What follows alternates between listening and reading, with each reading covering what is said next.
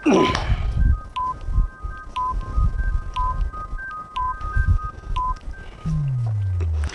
नमस्कार, पुनः आप सभी का टीच टेक के इस लाइव सेशन में स्वागत है। और क्लास 11th का लाइव जो सेशन है उसमें हम पढ़ रहे थे समुच्चय, जो पहला चैप्टर है 11th क्लास का, सबसे फर्स्ट चैप्टर, और जिसका नाम है समुच्चय, उसको पढ़ रहे थे। और उसकी कुछ क्लासेस भी हो गई थी, 2 क्लासेस हो चुकी थी हमारी।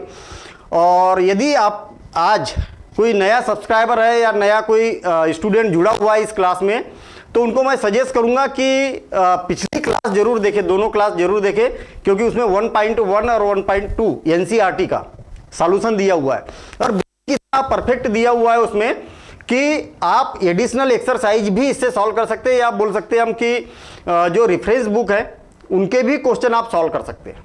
ठीक है।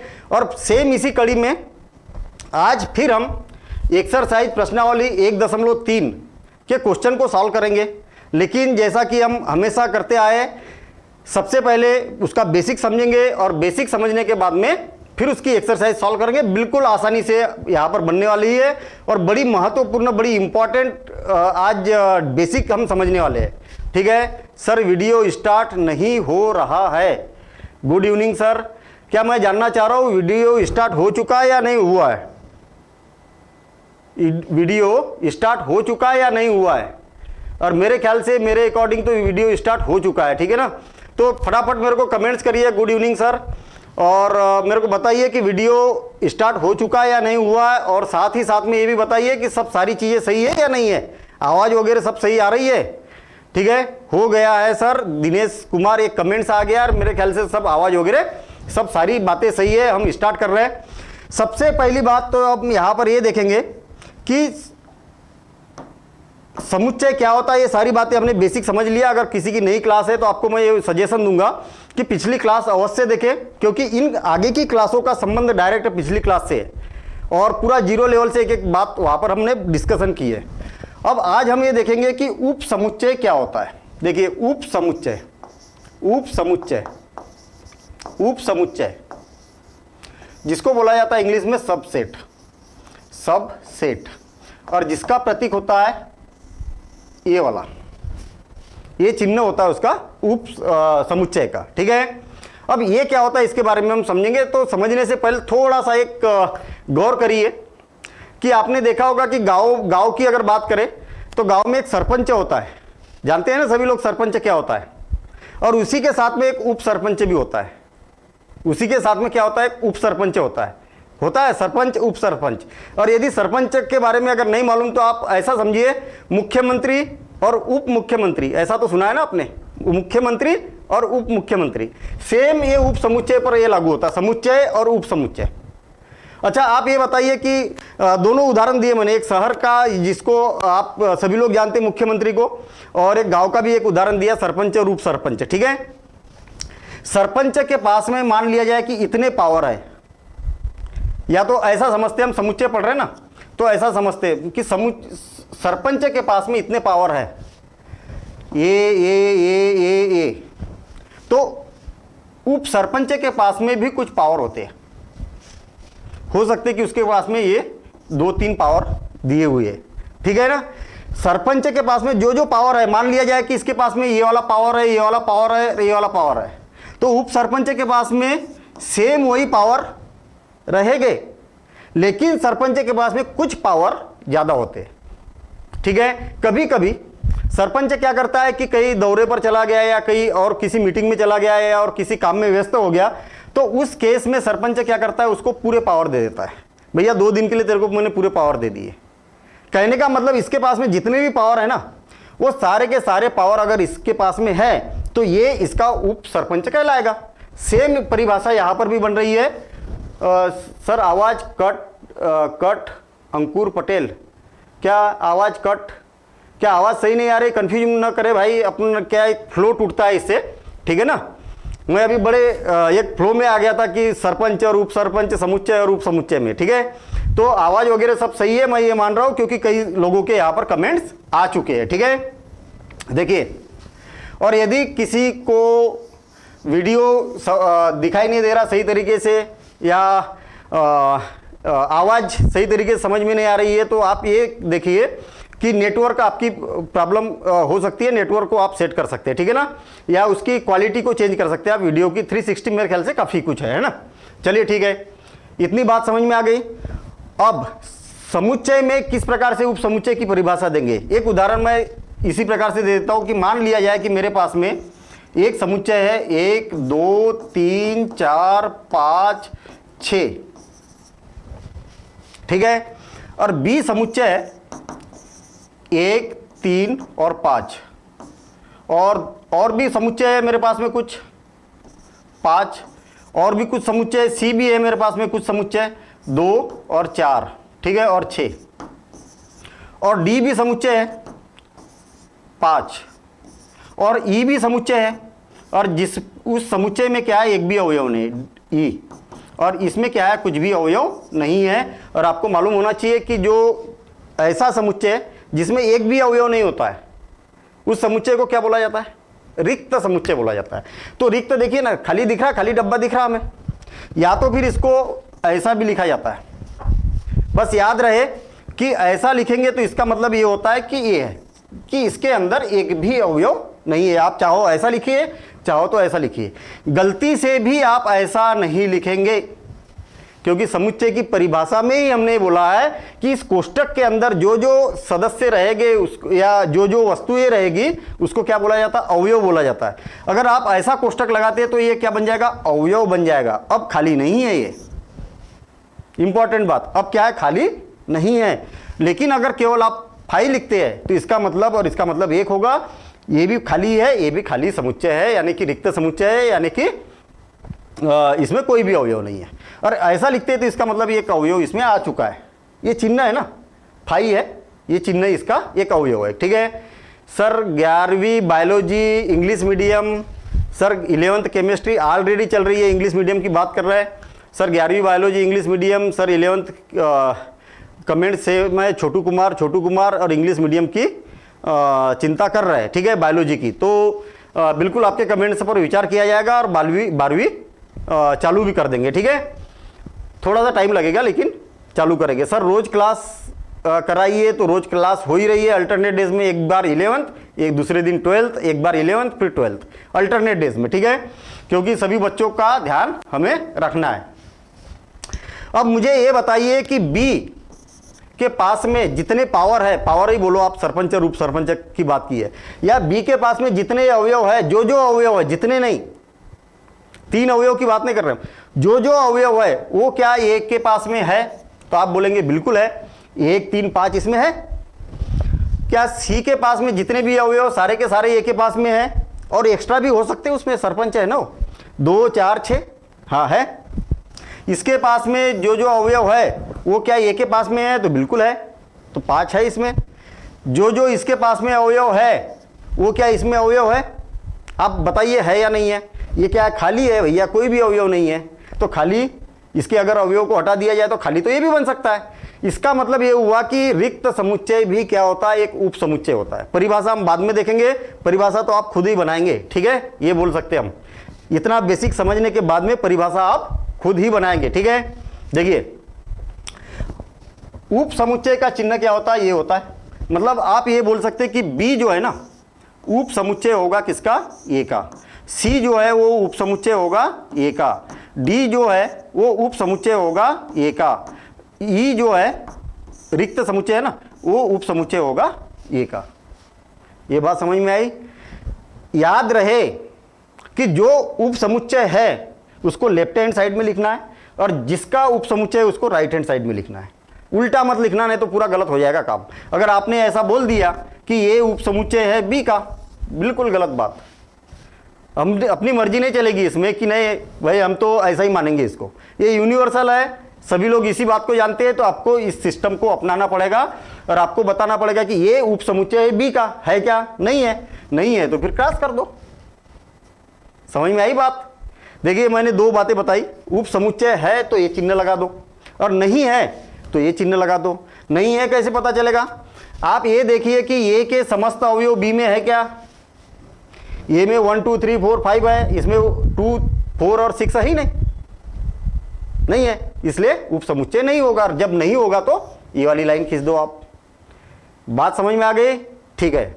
तो सर आवाज आ रहा है क्लियर, आप पढ़ाई है, मैं अंकुर पटेल कुशीनगर से हूँ। ठीक है, बहुत धन्यवाद भाई अंकुर पटेल। ठीक है, कुशीनगर मतलब यूपी से। चलिए ठीक है, अब मेरे ख्याल से परिभाषा आपकी क्लियर हो गई। परिभाषा देने के लिए भी अब ऐसे कुछ समुच्चय का एक उदाहरण लेते हैं हम। याद देखना, समुच्चय बी, समुच्चय बी, समुच्चय समुच्चय ए का उप समुच्चय कहलाता है। उप समुच्चय समुच्चय कहलाता है, कहलाता है। समुच्चय बी ए का उप समुच्चय कहलाता है यदि या जब बी के समस्त अवयव, समस्त अवयव, अवयव समुच्चय बी के अवयव है, अवयव हो गए। ठीक है, इसे प्रतीक द्वारा, इसे बी उप समुच्चय ए द्वारा दर्शाया जाता है। मेरे ख्याल से जितना मैंने लिखा है ना, ये आपके दिमाग में चल भी रहा होगा, है ना, कि सर बिल्कुल सही है, हमने ऐसे ही कुछ सोचा था, है ना। परिभाषा देने का तरीका भी कुछ ऐसे कुछ हो रहा होगा। तो देखिए ना, बी समुच्चय ए का उप समुच्चय कहलाएगा जब बी के समस्त अवयव ए में उपस्थित है। याद रखना कि जो उप समुच्चय रहेगा उसको लेफ्ट हैंड साइड में, जो समुच्चय रहेगा उसको राइट हैंड साइड में, और बीच में चिन्ह रहेगा इस प्रकार से उप समुच्चय का। अन्यथा, अन्यथा, अन्यथा का मतलब इसके समस्त अवयव अगर इसमें उपस्थित नहीं है तो ये क्या हो जाएगा, बी उप समुच्चय नहीं होगा ए का। ये बात समझ में आई? परिभाषा आप खुद बनाइए। ठीक है, परिभाषा आप खुद बनाइए, और मैंने यहां पर लिख भी दी है, आप चाहो तो इसको बाद में देखना, आप वीडियो को बाद में देखना जब पूरी लाइव क्लास हो जाएगी। नहीं तो पता लगा परिभाषा लिखने के चक्कर में कुछ मिस ना हो जाए। ठीक है, अब इतनी बात समझ में आ गई। अब सोचने वाली बात यह है कि जो परिभाषा है, परिभाषा के अनुसार और क्या क्या हो सकता है इसमें। तो यहां पर आप बोल सकते हैं, यदि मान लिया जाए, यहां ध्यान देना, इधर ये समुच्चय था, हम क्या बोल रहे हैं, मैं एक बी समुच्चय बना रहा हूं, और बी समुच्चय में 1 2 3 4 5 और 6 ऐसा लिखते थे। अब आप ये देखिए कि ये समुच्चय और बी समुच्चय एक जैसा है। क्या है? एक जैसा है ना, एक जैसा है। तो क्या बी ए का उप समुच्चय है या नहीं है? जल्दी बताइए। परिभाषा क्या बोलती है कि इसके अगर समस्त अवयव इसमें उपस्थित है, एक्स्ट्रा हो भी सकते नहीं भी हो सकते, इसके समस्त अवयव अगर इसमें उपस्थित है तो बी क्या हो जाएगा, ए का उप समुच्चय हो जाएगा। या तो आप यहां पर ये भी तो बोल सकते हैं ना कि बी का मान क्या है, ए के बराबर ही तो है ना। बी अगर ए का उप समुच्चय है तो ये भी तो ए का उप समुच्चय होगा। ठीक है, आपको याद रखने वाली बातें कुछ है उप समुच्चय से रिलेटेड। वो क्या क्या है? पहली, प्रत्येक समुच्चय, प्रत्येक मतलब कोई भी समुच्चय हो सकता है। आपको मैं एक बात बता दूं, कि जितनी भी हम बेसिक में बात करेंगे उसको प्रॉपर तरीके से आप समझते हुए चलेंगे, आपस में बात नहीं करेंगे। ठीक है, चैटिंग में जो भी डाउट रहेगा आप पूछेंगे। थोड़ा सा डाउट में आप वेट कर सकते हो सकता है कि आपका जो डाउट है वो आगे चल के क्लियर होने वाला है। ठीक, और यदि फिर भी डाउट रहता है तो आप जरूर पूछिएगा, ताकि मेरे को ये पता चले कि हाँ मैंने ये चीज़ छोड़ दी है। ठीक है ना, ताकि मुझे भी तो पता रहे। तो ये जरूर डाउट और आपस में बात ना करें। क्लियर, इतनी आप लोगों से रिक्वेस्ट है। और आप लोगों से पिछले बार एक कमिटमेंट भी किया था आप लोगों ने कि सर हम नए सब्सक्राइबर को लाएंगे, हमारे दोस्तों को इनवाइट करेंगे, हमारे रिलेटिव को इनवाइट करेंगे जो 11th क्लास में है। तो बिल्कुल करिए आप। ठीक है, आज देखेंगे हम कि कितने न्यू सब्सक्राइबर आए हैं, वो चलेगा मुझे वीडियो के लास्ट में पता।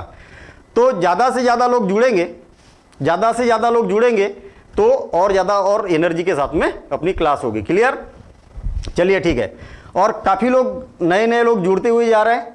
ठीक है, एनालिसिस भी रोज मिलता है मुझे, और आप सभी का उस बात के लिए बहुत बहुत धन्यवाद। देखिए प्रत्येक समुच्चय, अभी प्रॉपर सेट की बात कर रहे हैं भाई कोई, है ना, तो वो उस पर अभी आएंगे हम, आगे चल के अभी बताएंगे हम। प्रत्येक समुच्चय स्वयं का उप समुच्चय होता है, उप समुच्चय होता है, ये बात मालूम होना चाहिए, ये अभी देख भी लिया हमने, ठीक है, होता है। ठीक, एक बात। दूसरी बात, आप इसी बात को दूसरे तरीके से भी आप बोल सकते हैं। आप बोल सकते कि यदि ये उप समुच्चय है बी का तथा बी भी उप समुच्चय है ए का, तब ए इज इक्वल टू बी हो जाता है। बात समझ में आई? दोनों समुच्चय क्या रहेंगे? बराबर रहेंगे। देखिए यहां पर आप देखेंगे कि अगर मैं ए को हटा देता हूं, आप बोल सकते हैं कि ये जो बी जो है वो ए का उप समुच्चय है। क्यों है? क्योंकि बी के समस्त अवयव ए में उपस्थित है ना, सभी अवयव, और बी ए भी जो है बी का उप समुच्चय है। क्यों? क्योंकि ए के भी समस्त अवयव कहां पर उपस्थित है? दो समस्त उपयोग का इसमें अवयव है। तो आप देखिए ना, दोनों समुच्चय बराबर दिखाई दे रहे हैं ना, इसके भी अवयव सेम है और इसके भी अवयव सेम है। तो ये बात आपको मालूम होना चाहिए। तीसरी बात, रिक्त समुच्चय सभी समुच्चय का उप समुच्चय होता है, उप समुच्चय होता है। ठीक है, ये हो गया, समझ में आ गई बात। ये मतलब जितने भी रिक्त समुच्चय रहेंगे वो किसी भी समुच्चय का उप समुच्चय होता है। जैसे अभी यहाँ पर एक उदाहरण लिया था, एक रिक्त समुच्चय बनाया था मैंने, ये इसका भी उप समुच्चय है, इसका भी उप समुच्चय है, इसका भी उप समुच्चय, इसका भी उप समुच्चय। कहने का मतलब ये हुआ मेरा कि इस समुच्चय के अंदर, ध्यान देना इधर, इस समुच्चय के अंदर रिक्त जरूर है, रिक्त भी है, एक अवयव भी है, दो अवयव भी है, इस प्रकार से हम यहां पर बोल सकते हैं। अच्छा, अब चौथा, यदि ये उप समुच्चय है बी का, वह बी उप समुच्चय नहीं है ए का, तब ये क्या है? बी का उप समुच्चय है, लेकिन बी उप समुच्चय नहीं है ए का। मीनिंग क्या है? ए के समस्त अवयव बी में उपस्थित है, लेकिन बी के समस्त अवयव ए में उपस्थित नहीं है। तो तब क्या बोला जाता है? ए को उचित उप समुच्चय कहा जाता है, उप समुच्चय तथा बी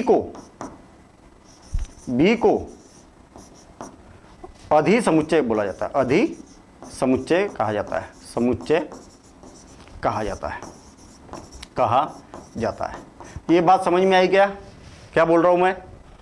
होता क्या है कि यहां पर आप देखेंगे, ए और सी को देखिए आप, ए के समस्त अवयव ए में उपस्थित है, लेकिन ए के समस्त अवयव सी में उपस्थित नहीं है। मतलब कहने का मतलब ये है कि इसके अलावा कम से कम एक अवयव तो होना ही चाहिए एक्स्ट्रा इसमें, कि जो कि इसमें नहीं है।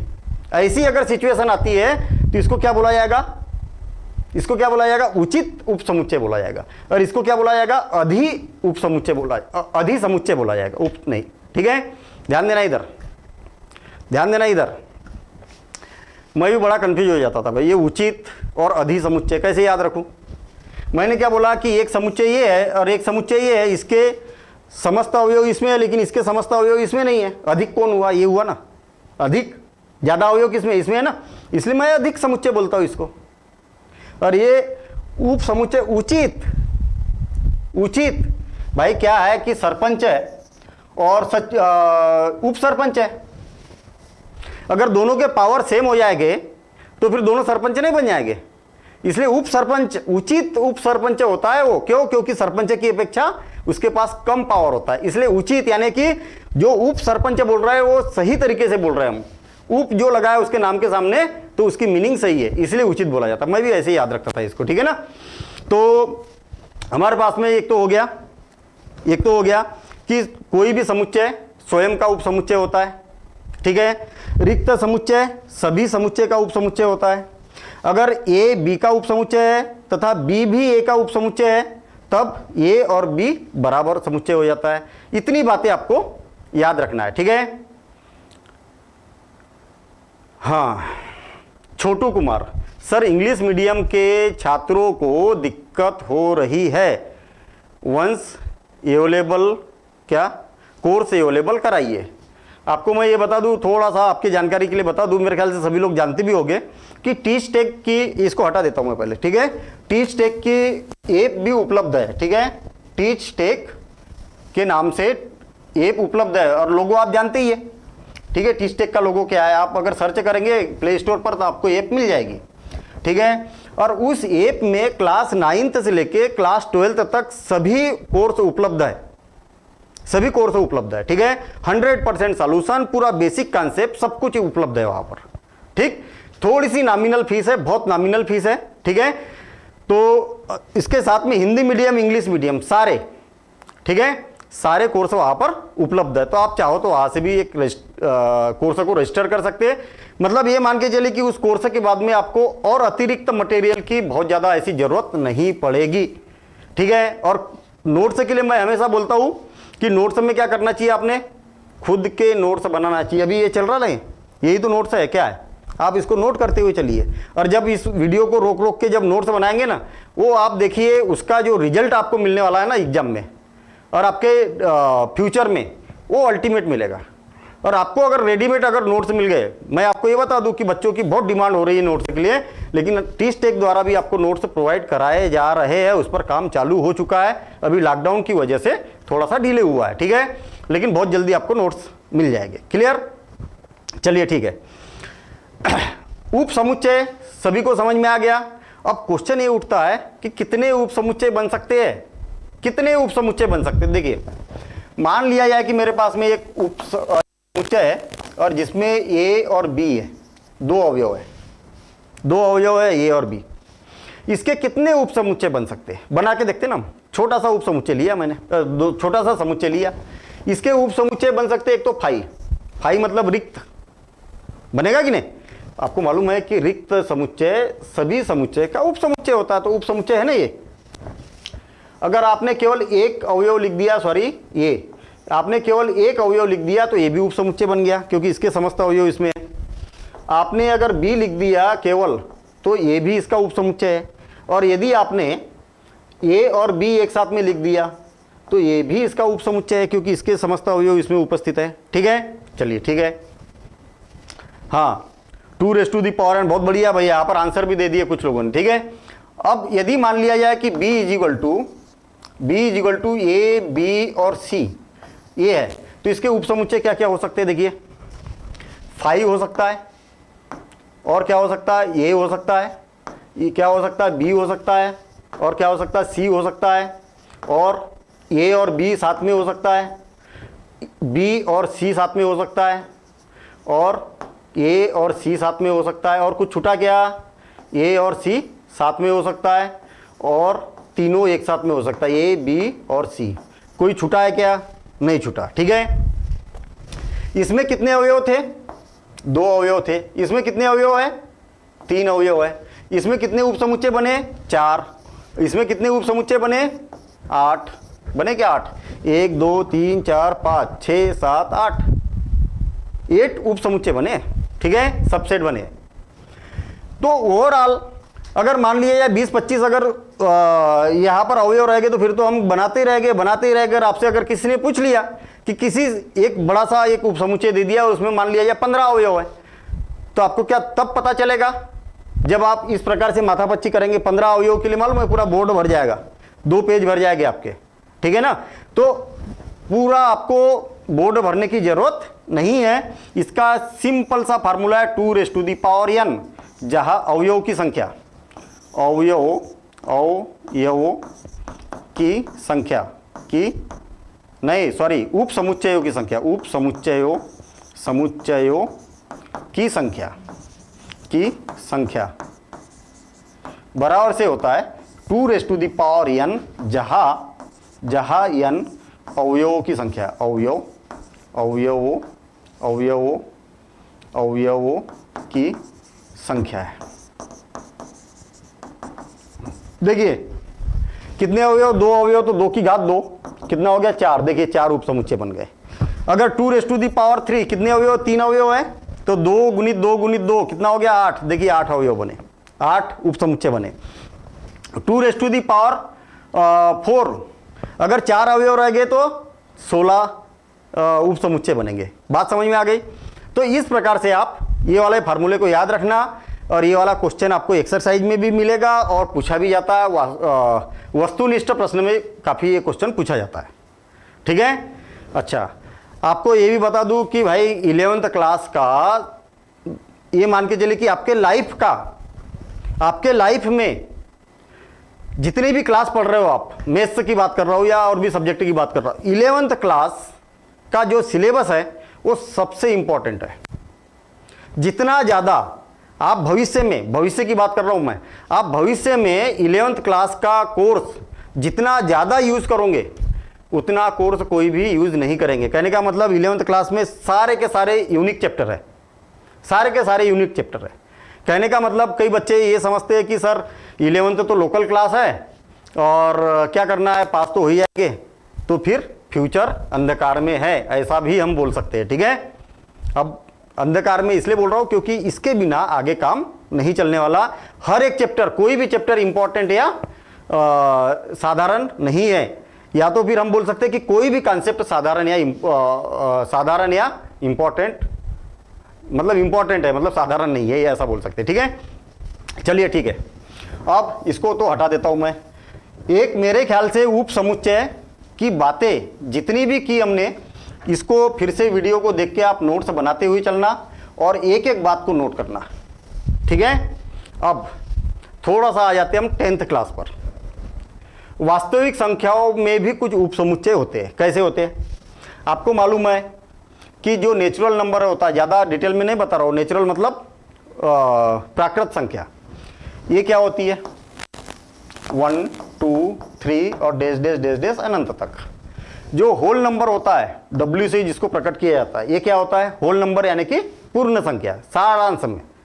और आपको अगर ये सब नहीं मालूम तो पहली क्लास में, सेकंड क्लास में हमने इस पर पूरा डिस्कशन किया। ठीक है। इसलिए मैं बार बार बोलता हूँ कि अगर किसी ने क्लास नहीं देखी है तो दोनों वीडियो देख लेना आप।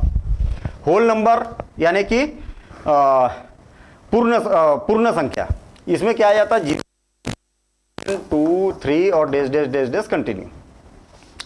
पूर्णांक संख्या, इसको I से या Z से प्रकट किया जाता है, प्रस्तुत किया जाता है, प्रकट बोल सकते हैं हम। इसमें होता है 0 1 2 3 और डैश डैश डैश और -1 -2 -3 और dash dash dash dash continue. ठीक है। -3 और dash dash dash dash continue. इधर भी प्लस अनंत तक जाएगा और इधर भी माइनस इनफाइनाइट तक जाएगा। इनफाइनाइट या अनंत, बात एक ही है। ठीक है। इसके बाद परिमेय संख्या Q से प्रकट किया जाता है। और परिमेय संख्या क्या होती है? परिमेय संख्या क्या होती है? दुनिया की सारी संख्या है, परिमेय संख्या होती है। ठीक है। सिर्फ ऐसी संख्या जिसका वर्गमूल अगर निकालते हैं हम तो पूर्ण वर्गमूल नहीं निकलता। ठीक है। और इसके अलावा पाई भी है, पाई भी है। पाई पर हमने पहली क्लास में कुछ बच्चे बोल रहे थे कि सर पाई में डाउट हो गया था थोड़ा सा कि पाई परिमेय है या अपरिमेय है। ठीक है। तो उस पर अभी थोड़ा सा बिल्कुल शॉर्ट में डिस्कशन कर लेंगे हम। ठीक है। देखिए, Q का मतलब ये है कि ऐसी संख्या जिसको P/Q के रूप में प्रकट किया जाता है, जहां पर Q is not equal to 0। ठीक।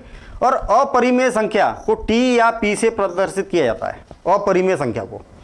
और अपरिमेय संख्या क्या होती है? जो P/Q, जहां पर Q is not equal to 0 न हो।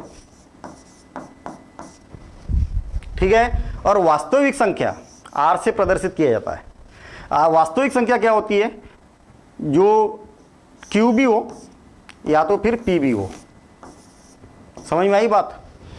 या T लिख देता हूं इसको, बात एक ही है, क्या? T हो, अपरिमेय संख्या। और ये परिमेय संख्या, मतलब दोनों को अगर मिला दिया जाए तो क्या बन जाएगा, वास्तविक संख्या बन जाएगी। अब इस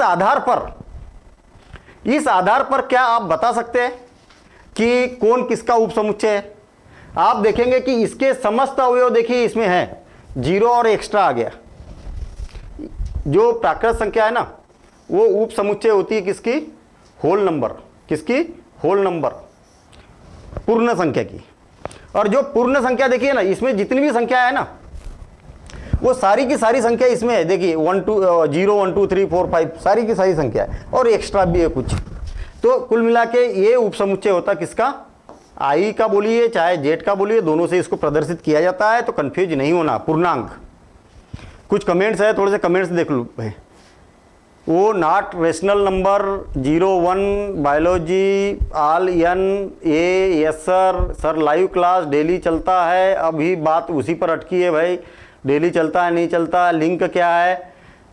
मेरे ख्याल से ऐप की लिंक पूछ रहे हैं, तो लिंक आपको डिस्क्रिप्शन में दी हुई है। सर टाइम टेबल क्या है? तो टाइम टेबल भी डिस्क्रिप्शन में दिया हुआ है।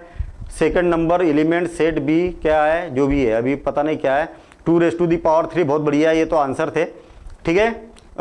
रखा आपको, यदि नहीं लग रहा, अरे फिर ये आपस में बात हो रही है भाई, कुछ लोग तो आपस में बात कर रहे हैं। इक्विवेलेंट सेट क्या होता है? इक्विवेलेंट सेट जिसको ये अपन पिछली क्लास में पढ़ चुके, ठीक है। तुल्यता समुच्चय, ये पिछले बार सर कोर्स लेना है तो कितना फीस है, ये सब कॉन्टेक्ट नंबर दिया हुआ है, उस पर आप बात कर लीजिए, हंसराज यादव, ठीक है। तो इस प्रकार से महत्वपूर्ण कुछ कमेंट्स थे, उस पर भी हमने यहाँ पर डिस्कशन किया, ध्यान देना इधर। ये हो गई बात। अब ये जो है ना, आपको मैं ये बता दूं कि ये संख्या और ये संख्या बिल्कुल विपरीत है। जो ये संख्या होती है वो ये नहीं होती है, और जो ये संख्या होती है वो ये नहीं होती है। डिटेल देखना है तो आप पिछले वीडियो में देखिए, ठीक है। तो आप बोल सकते हैं कि जो Q है ना, ये इसका उपसमुच्चय होता है, किसका, Q का, सॉरी I और Z जो होता है Q का उपसमुच्चय होता है। और Q जो होता है ये वास्तविक संख्या का उपसमुच्चय होता है। देखिए ना, वास्तविक संख्या में Q भी है और T भी है, लेकिन T जो है, T बोलिए चाहे इसको P बोलिए, T जो है ये भी वास्तविक संख्या का उपसमुच्चय होता है। तो वास्तविक संख्याओं के जो उपसमुच्चय है वो इस प्रकार से होते हैं। अब और बातें यहां पर देखना, ध्यान देना इधर। आपको मालूम है कि प्राकृत संख्या पूर्ण संख्या का उपसमुच्चय होता है, पूर्ण संख्या इसका उपसमुच्चय होता है, ये इसका उपसमुच्चय होता है, ये इसका उपसमुच्चय होता है, ठीक है। और T जो अपरिमेय संख्या है वो भी वास्तविक संख्या का उपसमुच्चय होता है। ये जब पूरी इतनी बड़ी लाइन बनी है, क्यों, ये भी तो इसका उपसमुच्चय है। फिर से और एक बार देखना, ये इसका भी उपसमुच्चय है, इसका भी उपसमुच्चय, इसका भी उपसमुच्चय, इसका भी उपसमुच्चय है कि नहीं। W जो है वो इसका भी उपसमुच्चय, इसका भी है और इसका भी है। Z जो है वो इसका भी उपसमुच्चय, इसका भी उपसमुच्चय है, और Q इसका उपसमुच्चय है। आप इधर से ऐसा बोलते हुए जाएंगे, वापस नहीं आ सकते ऐसा। आप ये नहीं बोल सकते कि R Q का उपसमुच्चय नहीं है, Q इसका उपसमुच्चय नहीं है, ये इसका उपसमुच्चय नहीं है, ये इसका उपसमुच्चय नहीं है। आप इधर से ऐसा बोलते हुए जा सकते, उधर से ऐसा बोलते हुए नहीं आ सकते। क्लियर। सेम इसी प्रकार से T R का उपसमुच्चय है, मतलब अपरिमेय संख्या वास्तविक संख्या का उपसमुच्चय है, लेकिन वास्तविक संख्या अपरिमेय संख्या का उपसमुच्चय नहीं है। इसमें कोई डाउट? सर इंजीनियरिंग मैथ्स पढ़ाते हैं, बिल्कुल पढ़ाते हैं। जो इंजीनियरिंग मैथ्स है आपको टीच टेक कॉलेज के नाम से एक ऐप मिलेगी, ठीक है। Ganesh Vishwakarma teach tech play store पर आपको ऐप मिलेगी, उसमें पूरा इंजीनियरिंग का मैथ्स डाला हुआ है, ठीक है। आप उसको देख सकते हैं। चलिए ठीक है, ये इसको मैं हटा देता हूँ। अब बात करते हैं हम वास्तविक संख्याओं का अंतराल। वास्तविक संख्या का अंतराल, अंतराल, ठीक है। अंतराल ये बड़ा महत्वपूर्ण है। अंतराल ये मान के चलिए कि 2-3 चैप्टर है, वहां पर और ज्यादा डिटेल में आपको पढ़ने का मौका मिलेगा। अंतराल क्या होता है वास्तविक संख्याओं के लिए। अंतराल, जो अंतराल है ये 2 प्रकार के होते हैं। एक तो होता है विवृत, विवृत अंतराल, विवृत और अंतराल, अंतराल। और दूसरा होता है अंतराल, और दूसरा होता है संवृत अंतराल, संवृत अंतराल, अंतराल। विवृत और संवृत जरूर थोड़ा सा अटपटा सा लग रहा है, लेकिन मैं इसी को इंग्लिश में लिखूंगा तो बिल्कुल आसान लगेगा। ओपन और एक close, close interval, open interval, interval और क्लोज इंटरवल, क्लोज इंटरवल। आपको मैं ये बता दूं कि कुछ शब्द मैथ्स में, हिंदी में ऐसे नाम होते हैं कि जिसकी मीनिंग बड़ी स्पष्ट होती है, और कुछ शब्द कुछ ऐसे होते हैं कि जिसकी इंग्लिश में बड़ी नाम से परिभाषा बड़ी क्लियर हो जाती है। ठीक है, अभी यहाँ पर देखिए ना, व्यूव्रत मेरे ख्याल से आपने कभी सुना नहीं होगा, ओपन कई बार सुना है, संव्रत कभी सुना नहीं होगा, क्लोज कई बार सुना है। ठीक है ना, तो आपको हिंदी इंग्लिश में दोनों में नाम मालूम होना चाहिए। और ओवरऑल आपको जब भविष्य में पढ़ना है, हायर एजुकेशन, इंजीनियरिंग करेंगे या मेडिकल करेंगे या जो भी है, ठीक है, कोई भी क्वालिफिकेशन करेंगे या कॉलेज करेंगे तो मैक्सिमम इंग्लिश मीडियम में ही होती है। ठीक है ना, तो इंग्लिश की आप हैबिट रखा करें कि किस शब्द को क्या बोला जाता है इंग्लिश में, अभी से थोड़ी थोड़ी प्रैक्टिस करिए। ठीक है, चलिए ठीक है। व्यूव्रत यानी ओपन अंतराल क्या होता है? देखिए, ओपन को मैं ऐसा करता हूं, ये वाला कोष्टक यूज किया जाता है, और क्लोज को ये वाला कोष्टक बंद किया यूज किया जाता है। देखिए, मान लिया जाए कि मेरे पास में एक समुच्चय है एक्स, ठीक है, क्या है? एक समुच्चय है जिसका नाम क्या है? एक्स है। अब एक्स किस प्रकार से है? तो हम यहां पर बोलेंगे कि जो एक्स है ना, वो ए से बड़ा और बी से छोटा है, जहां ए का मान बी से छोटा है। तो इसको आप क्या लिख सकते हैं? इसको आप लिख सकते हैं ए बी। बात समझ में नहीं आई क्या बोलना चाह रहा हूं मैं? ठीक है, फिर से और एक बार, एक्स का मान क्या है? ए से बड़ा है और बी से छोटा है, तो ए से बड़ा तो ये शामिल रहेगा क्या इसमें? भाई अगर मैंने बोला कि 3 से बड़ी संख्या है बताइए, तो आप 3 बोलोगे क्या? नहीं, मैं 3 से बड़ी बोला ना, तो आप क्या बोलेंगे? 4, 5, 6। और मैंने बोला कि 10 से छोटी बताइए, तो 10 शामिल करेंगे क्या आप? नहीं करेंगे। 10 से छोटी यानी 9 तक, ऐसा। तो इसको कैसे प्रदर्शित किया जाता है? एक छोटे कोष्टक द्वारा ऐसा इसको प्रदर्शित किया जाता है। एक एग्जाम्पल लेते हैं हम। ए इज इक्वल टू मान लिया जाए, या B is equal to, example मान लिया जाए कि बी इज इक्वल टू हमारे पास में एक्स सच दैट 3 से ग्रेटर देन है एक्स की वैल्यू और 9 से छोटी है। तो इसका मतलब क्या होगा? आपके पास में कौन सा समुच्चय मिलेगा? 3 से बड़ी प्राकृत, ये भी लिख देता हूं मैं यहां पर, 3 से बड़ी प्राकृत संख्या। देखिए ध्यान देना इधर, ये इसको मैं थोड़ी सी जगह यहां पर बना रहा हूं। ठीक है, देखिए मैं यहां पर ये बोल रहा हूं कि एक्स क्या है? प्राकृत संख्या, प्राकृत संख्या है तथा 3 से बड़ी है और 9 से छोटी है। इसका मतलब क्या होगा? इसका मतलब ये होगा कि 3 से बड़ी प्राकृत संख्या 4, 5, 6, 7 और 8। ये इसकी मीनिंग होगी। बात समझ में आई?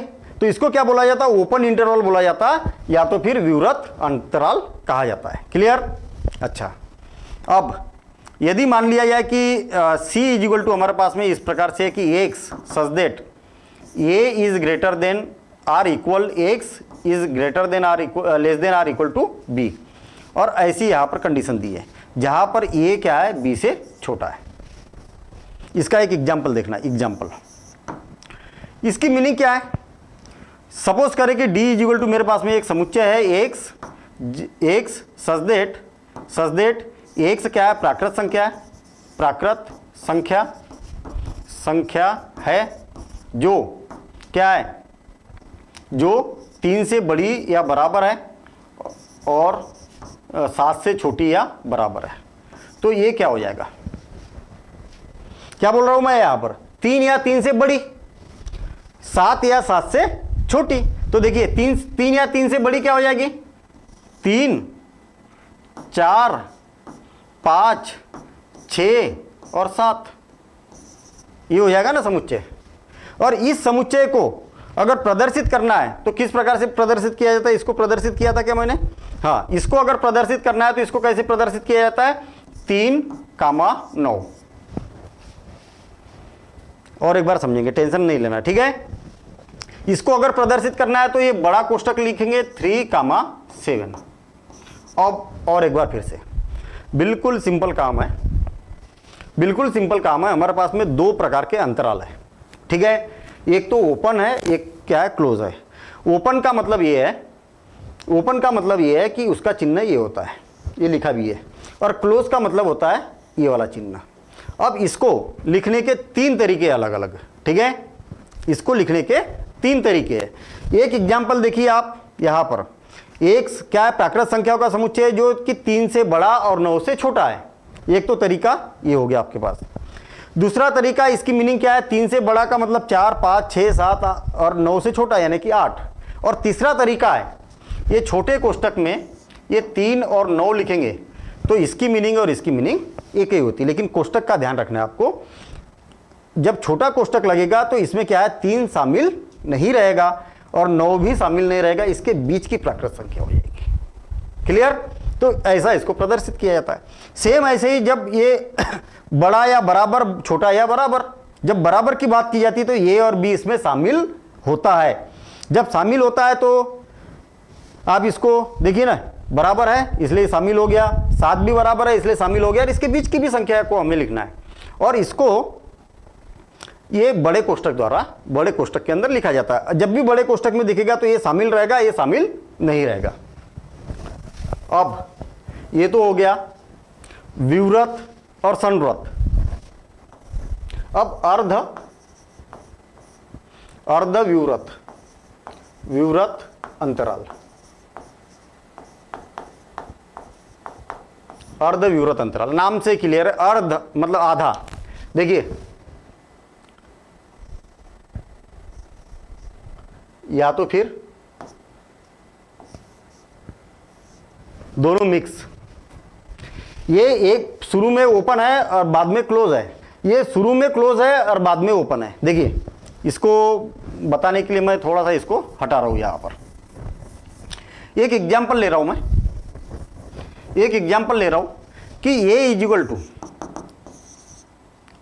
एक्स सच दैट एक्स की जो वैल्यू है वो क्या है, 3 से बड़ी या बराबर है और 7 से छोटी है,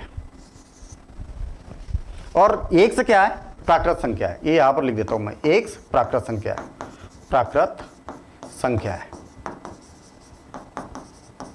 अब मुझे ये बताइए कि ए का मान कितना होगा। 3 या 3 से बड़ी तो 3, 4, 5, 6 और 7 आएगा क्या, नहीं, क्योंकि 7 से छोटी आएगा क्या, 7 नहीं आएगा।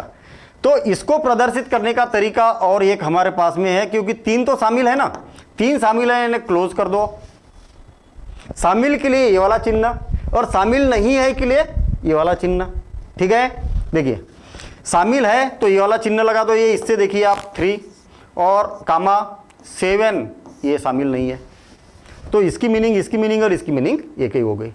सेम ऐसे ही अगर मान लिया जाए कि यहाँ पर ये वाला चिन्ह लगा है और यहाँ पर ये चिन्ह लगा है, तो अब यहाँ पर मीनिंग बदल जाएगी। क्या हो जाएगा, 3 रहेगा क्या, नहीं रहेगा 3, क्योंकि 3 तो 3 से बड़ा बोला ना यहाँ पर, और 7 या 7 से छोटा तो 7 भी आ जाएगा, यहाँ पर आएगा कि नहीं। अच्छा, इसको प्रदर्शित कैसे किया जाएगा, 3 शामिल नहीं है इसलिए 3 में ओपन, और 7 शामिल है तो 7 में क्लोज। ऐसा अर्ध व्युत्क्रम अंतराल, या इसको बोला जाता है अर्ध संवृत्त अंतराल, क्योंकि दोनों तो आधे आधे हैं ना, नाम से ही क्लियर है। अर्ध संवृत्त मतलब एक तरफ ओपन दूसरे तरफ क्लोज, या पहले तरफ क्लोज दूसरे तरफ ओपन। व्युत्क्रम मतलब अर्ध व्युत्क्रम यानी कि आधा व्युत्क्रम तो आधा ऑटोमेटिक संवृत्त होगा, ठीक है, आधा ओपन तो आधा क्लोज। ऐसा बात क्लियर हो गई। इन्हीं को आप लाइन पर भी रिप्रेजेंट कर सकते हैं, लाइन पर भी प्रस्तुत कर सकते हैं। लाइन पर कैसे प्रस्तुत करना है, देखिए मान लिया जाए कि मेरे पास में a इक्वल टू एक समुच्चय है। कैसा, आपको ये बता दूं कि अभी जितनी भी बातें कर रहा हूं ना मैं, ये कभी जीवन में आपका साथ नहीं छोड़ेगी। ठीक है। किसी को अगर ऐसा लिखना अटपटा लगता है तो प्रैक्टिस कर लो, छोड़ना नहीं है। क्यों? क्योंकि ऐसा संबंध में भी लिखना होगा, फलन में भी लिखना होगा, फिर उसके बाद में और भी चैप्टर पढ़ना है हमें, वहाँ पर भी लिखना होगा, ठीक है। ऐसा आपको कई बार लिखना होगा, अवकलन में भी लिखना होगा, समाकलन में भी लिखना होगा। मतलब ये लैंग्वेज बड़ी पॉपुलर लैंग्वेज है भाई, ठीक है। ऐसा लिखने का तरीका भाई भी बड़ा आसान। देखिए ये इक्वल टू, कुछ भी चीज़ लिखना हो तो एक से तो लिख ही दो।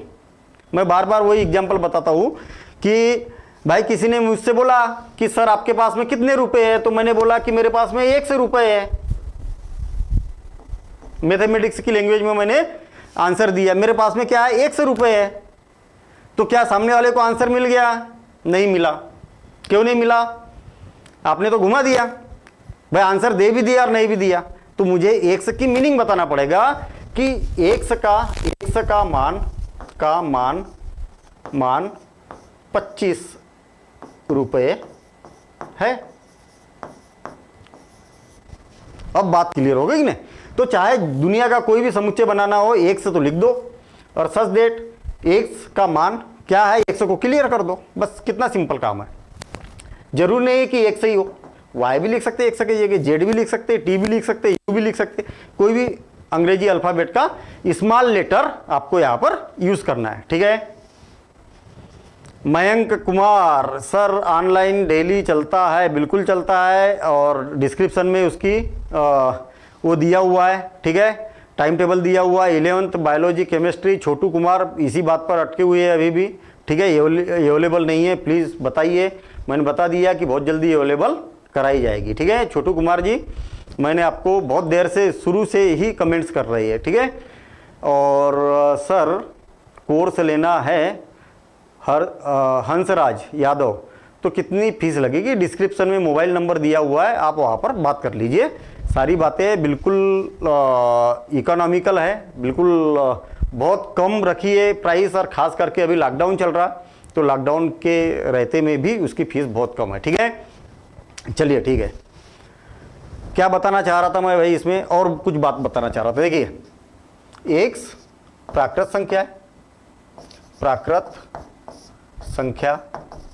संख्या है, वो क्या है, या तो वह की जगह कॉमा लगा दो, जो कि 3 से बड़ी या बराबर, 100 का मान और 7 से छोटा या बराबर है। इस बात को आपको अगर लाइन पर लिखना है संख्या रेखा पर, तो किस प्रकार से आप इसको प्रदर्शित करेंगे? तो देखिए एक मेरे पास में ये संख्या रेखा है, ये अनंत तक यहाँ पर जाएगी, ठीक है। यहाँ पर 0 है, तो या तो 0 को मैं थोड़ा सा इधर लिख देता हूँ, 0 3 से बड़ी या बराबर। इसका मतलब पहले तो 1 2 3 4 5 6 7 8 9 10 ऐसा कर देता हूं मैं, है ना। देखिए 3 या 3 से बड़ी, तो 3 कहा, 1 2 3 यहां पर, और 7 कहां पर है, 4 5 6 7 यहां पर। इसके बीच के जितने भी नंबर है प्राकृत संख्या, सबको यहां पर मैं डार्क कर देता हूं, डार्क कर दिया मैंने। लेकिन 3 भी तो शामिल है, और जब 3 शामिल है तो ये जो गोला है ना, इसको भी डार्क कर दो, इसको भी क्या कर दो, डार्क कर दो। आगे बात समझ में? 3 या 3 से बड़ी, क्योंकि गोले को डार्क कर दिया मैंने, पूरा भर दिया अंदर, और 7 या 7 से छोटी, यानी इसको भी मैंने क्या कर दिया, डार्क कर दिया। अभी देखिए, अभी देखना, ध्यान देना इधर, ये समझ में आ गया ना, ये समझ में आ गया। अब देखिए दूसरा क्वेश्चन, यदि मान लिया जाए कि ये कैसा है, 3 से बड़ी और 100 का मान और 7 से छोटा, इसको प्रदर्शित करना है। चेंज किया मैंने क्वेश्चन, है वही का वही उठाया मैंने, डबल से लिखने की जरूरत ना पड़े इसलिए। ये 0 1 2 3 4 5 6 और 7 8 इक्वल डिस्टेंस पर मैंने तो ऐसे ही बना दिया, ठीक है। ध्यान देना इधर, 3 से बड़ी तो 3 पर गोला लगा दिया, 7 से छोटी यानी 7 पर गोला लगा दिया, और इसके बीच की लाइन, इसके बीच की चाहिए ना आपको, तो लाइन को मैंने डार्क कर दिया, लाइन को डार्क कर दिया। लेकिन गोलों को खाली रखना है आपको, इससे आपको ये पता चलेगा कि भाई 3 से बड़ी है और 3 से बड़ी है और 7 से छोटी है। क्लियर? चलिए ठीक है। देखिए थोड़ा सा टाइम जरूर लगेगा, लेकिन एक एक बात होगी, पूरी डिटेल में होगी, ठीक है ना। इसकी गारंटी है। एक्सरसाइज बड़े आसानी से बनेंगी, लेकिन बिल्कुल आराम से पढ़ाऊंगा मैं, इसी तरीके से पढ़ाऊंगा, इसी रफ्तार से पढ़ाऊंगा, ठीक है ना। और किसी को अगर फास्ट करना है ये भी तो बताइए भाई कि बहुत ज़्यादा स्लो तो नहीं चल रहा है अपन। थोड़ा सा आपसे कमेंट्स जानना चाह रहा हूँ मैं, ठीक है। फटाफट बता दीजिए कि स्लो तो नहीं है। मैं अब इसको क्या है उठा के फिर से और एक बात आगे यहाँ पर कर देता हूँ। इसको मैंने उठा के इधर फिर से वापस ले आया, ठीक है। यहाँ पर 0 0 नहीं है, इसको हटा देता हूँ।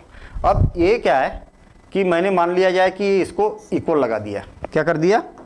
इक्वल लगा दिया। ऐसा संख्या रेखा पर अब प्रदर्शित कैसे करेंगे इसको? ये 0 1 2 3 4 5 6 7 8 9 10 है ना। 3 या 3 से बड़ी 1 2 3 3 शामिल है ना, बराबरी का चिन्ह लगा। 4 5 6 7 और इसको खाली रखो और इसके बीच में लाइन को डार्क रखो। मतलब तीनों स्थिति में आपको लाइन को डार्क रखना है। बस जो शामिल रहेगा उसको डार्क करना है और जो शामिल नहीं रहेगा उसको खाली रखना है, ऐसा खाली छोड़ देना है। क्लियर हो गई बात इतनी? ठीक है। अब अपना बेसिक कॉन्सेप्ट खत्म होने वाला है भाई, ठीक है। इसके बाद क्वेश्चन करेंगे, लेकिन उससे पहले घात समुच्चय क्या होता है इस बात को हम समझेंगे। घात समुच्चय, घात समुच्चय, घात समुच्चय, घात समुच्चय, पावर सेट जिसको बोला जाता है, पावर सेट्स, ठीक है। नाम से क्लियर है, घात की बात की यार, ये घात जो घात होती है ना। देखिए एक एग्जांपल ले रहा हूं मैं, इससे आप समझ जाएंगे तुरंत। मान लिया जाए कि मेरे पास में एक समुच्चय है और वो ए और बी है। इसके उप समुच्चय कितने हो जाएंगे? उप समुच्चय, इसके उप समुच्चय कितने हो जाएंगे? तो एक तो हो जाएगा 5, होगा ही होगा उप समुच्चय। ब्रैकेट मत लगा देना 5 के साथ में। ए भी उप समुच्चय, बी ये भी उप समुच्चय, और सी ये भी क्या है? उप समुच्चय। और सी थोड़ी है, ए और बी, ए कामा बी। 4 उप समुच्चय बनेंगे 2⁻², ठीक है। 2⁻²। विकास चौहान, वेन आलेख, तो इसके बाद का उसी का नंबर है। रमेश कुमार, स्क्रीनशॉट लेना है तो ले लो, कोई मना ही नहीं कर रहा है इसमें स्क्रीनशॉट लेने में। हाँ आर्यन, और फिर आपस में बात कर रहे हैं भाई। आर्यन राय, हाय आरती, हाय आर्यन, ये क्या है? ठीक है, आपस में बात ना करें, ठीक। रमेश चंद कुशवाहा कैसे है? ठीक, कैसे है मतलब मेरे से पूछ रहे हैं या आपस में बात कर रहे हैं? ये बात ठीक नहीं है ना। आपस में बात ना करें और इधर ध्यान दे, ये ज़्यादा काम आएगा आपस में बात करने की अपेक्षा, ठीक है ना। आपस में बात करने के और भी जरिए है, पढ़ते पढ़ते आपस में बात करना ठीक नहीं है, ठीक है। और फिर भी अगर करना ही है तो फिर कौन रोक सकता है? ऑनलाइन है ना, ऑनलाइन है ना, तो न तो मैं रोक सकता हूँ न तो आप किसी कंट्रोल में आ सकते हैं। इसलिए चलिए ठीक है, अब हम आगे बढ़ते, ठीक है। ये उप समुच्चय है। अगर ये जितने भी उप समुच्चय है ना, जितने भी उप समुच्चय है, इन सारे उप समुच्चय को का एक समुच्चय बना देते हैं हम, तो ये पावर सेट बन जाएगा और इसको P ए से प्रदर्शित किया जाता है। ऐसा बोला जाता है पावर सेट ए, पावर सेट ए। सर फास्ट पढ़िए ना, ठीक है, फास्ट पढ़ाइए ना, ठीक है। चलिए ठीक है, थोड़ा सा फास्ट कर देंगे, ठीक है। हाँ देखिए, इसको बोला जाता है पावर सेट। तो इसकी पावर सेट की परिभाषा क्या बनेगी? कोई समुच्चय के उप समुच्चय का समुच्चय, या बोल सकते हैं कि किसी समुच्चय के समस्त उप समुच्चयों का समुच्चय घात समुच्चय कहलाता है। बन गई ना वही परिभाषा। देखिए ना, ये समुच्चय था, इसके उप समुच्चय इतने थे और उसका भी एक हमने उप समुच्चय बना, उसका भी एक समुच्चय बना दिया, कोष्टक लगा दिया, तो ये क्या बन गया? घात समुच्चय बन गया। देखिए परिभाषा लिख रहा हूं मैं, आप भी लिख सकते हो, ठीक है। किसी समुच्चय का समुच्चय के समस्त उप समुच्चयों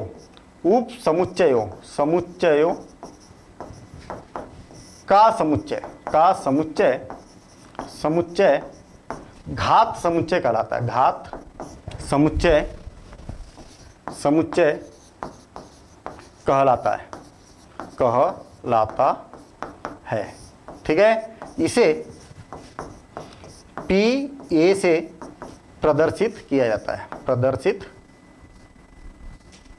प्रदर्शित किया जाता है। ठीक है, मात्रा वात्रा देख लेना भाई, मेरी मात्रा उतनी अच्छी नहीं है, हिंदी उतनी अच्छी नहीं है ना, तो आपकी अच्छी है तो उसको सुधार लेना। ठीक है, बात समझ में आ गई, जो चीज़ बोली है मेरे ख्याल से आप भी लिखते तो ऐसी ही इसकी परिभाषा लिख सकते हैं। ठीक है, चलिए ठीक है।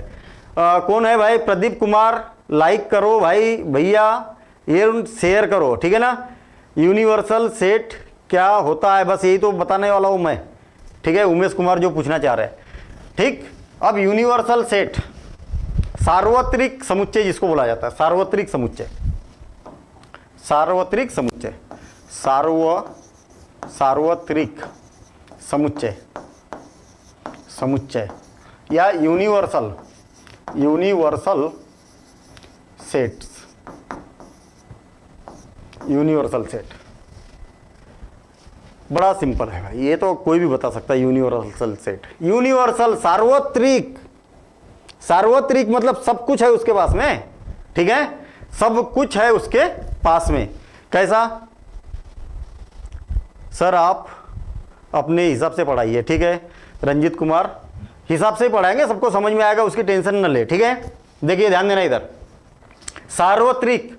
देखिए क्या है कि मान लिया जाए कि मैं भोपाल में रहता हूं। ठीक, क्या है? भोपाल, मैं कहाँ रहता हूं? ये भोपाल है, इस भोपाल में रहता हूं। भोपाल के अंदर बहुत सारी कॉलोनियाँ हैं, एक कॉलोनी है, दूसरी कॉलोनी है, तीसरी कॉलोनी है, और भी कई सारी कॉलोनी है।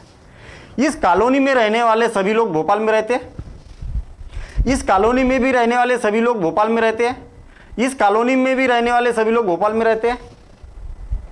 तो भोपाल जो हुआ ना, ये सार्वत्रिक है, सभी के लिए है भैया। भोपाल के अंदर जितनी भी कॉलोनी है ना, सभी के लिए सार्वत्रिक है।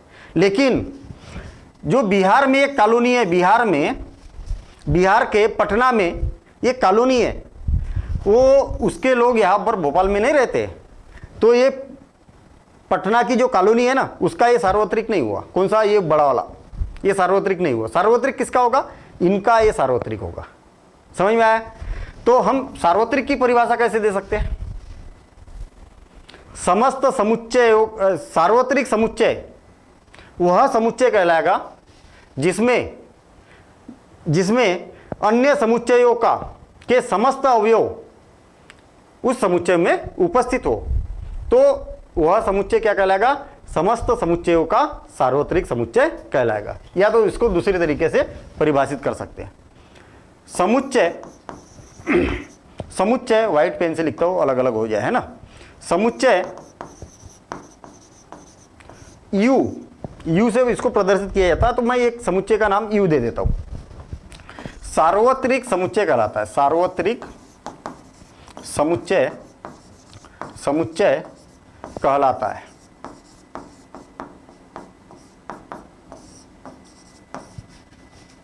जब समस्त समुच्चय के या दिए गए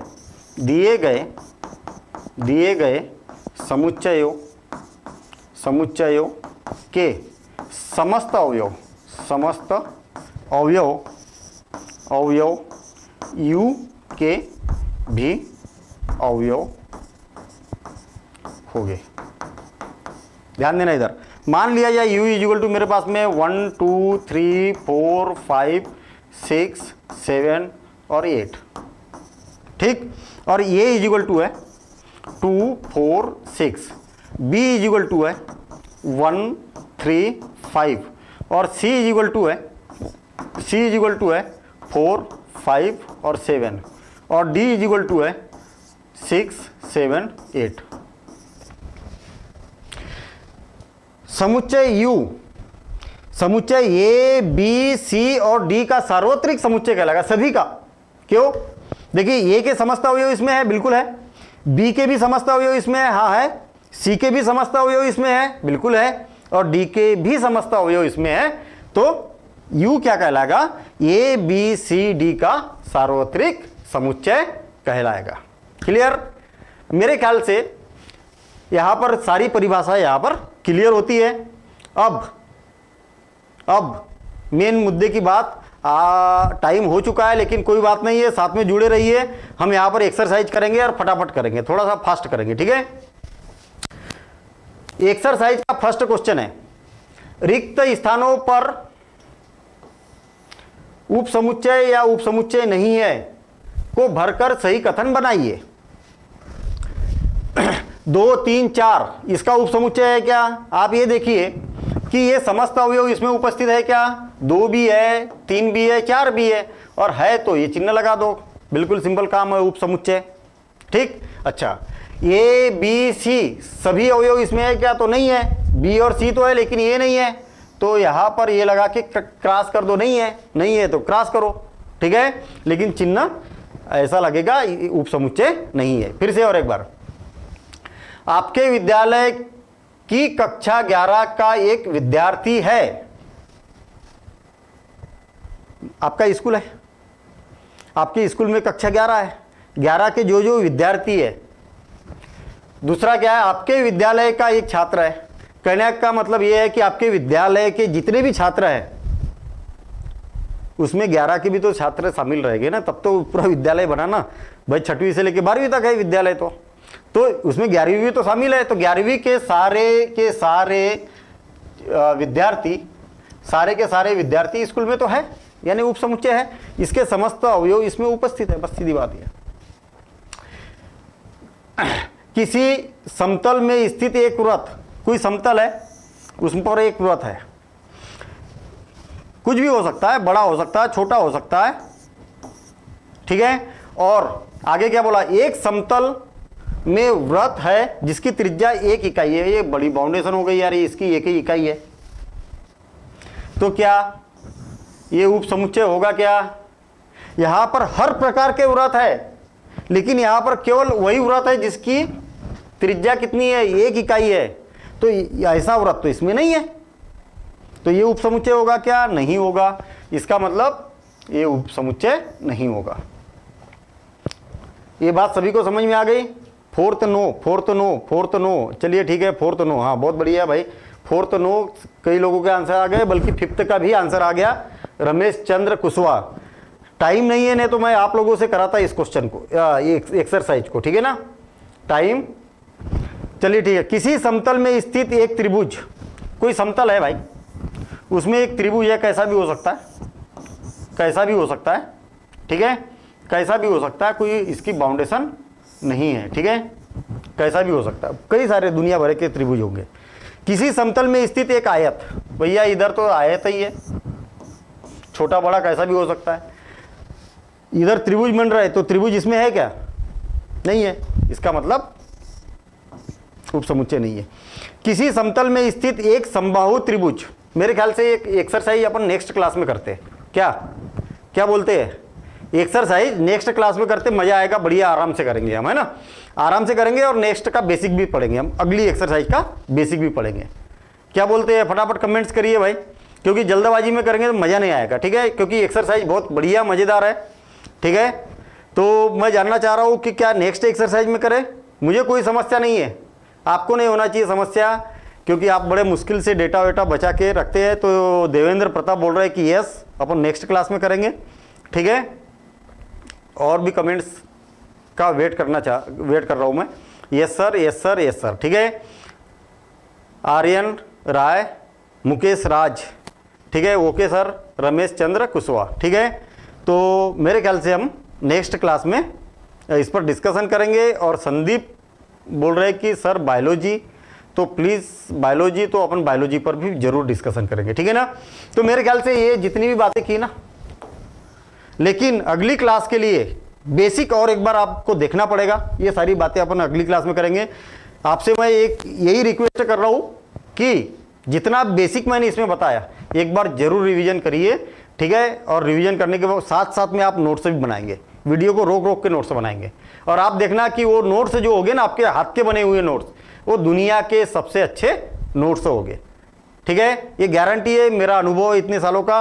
और आपको अगर रेडीमेड नोट्स मिलते हैं तो नोट्स सबसे आपके काम के नहीं है, मैं रद्दी तो नहीं बोलूँगा, ठीक है ना। नहीं तो किसी को ठेस लगेगी यहाँ पर। ठीक है, नेक्स्ट डे। धन्यवाद आप सभी का साथ में जुड़ने के लिए और साथ में क्लास अटेंड करने के लिए। ठीक है, बड़े सब्र के साथ में क्लास अटेंड किए।